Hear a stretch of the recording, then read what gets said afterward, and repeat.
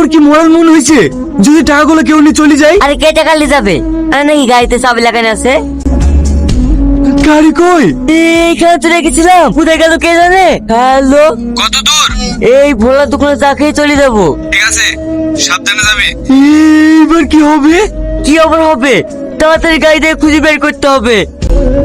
টাকাগুলো কি করবি? অর্ধেক আমার আর অর্ধেক তোর। কিন্তু বসকে কি বলবো? তাহলে এক কাজ করি, 5 লাখ টাকা বসকে দি আর 5 লাখ টাকা তুই অর্ধেক আর আমি অর্ধেক করে ভাগ করে নিবো। ঠিক আছে। তোরা এত টাকা কোথায় পেলি? আমাদের একটা খেয়ালই আছে বুঝলেন তো বস, এইসব টাকা নিয়ে আসলাম তো কোনো ব্যাপারই না। কত টাকা আছে এতে?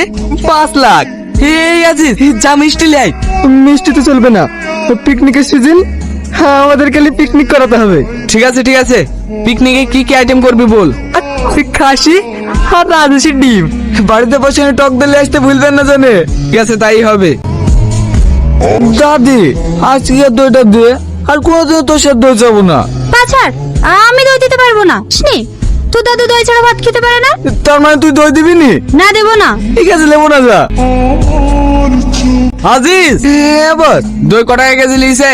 140 টাকা কেজি নিল। হেলিমা সূর্য কই রে? রাজহাঁসের ডিম এইটুকু কবে থেকে হইতে লাগলো? হাঁসগুলা ডায়রিয়া হয়েছিল তো, তাই ছোট ছোট ডিম পেড়িছে। চম্পা দেখতে সে লাগছে। ইয়ে খাসি আবার কি বলছে?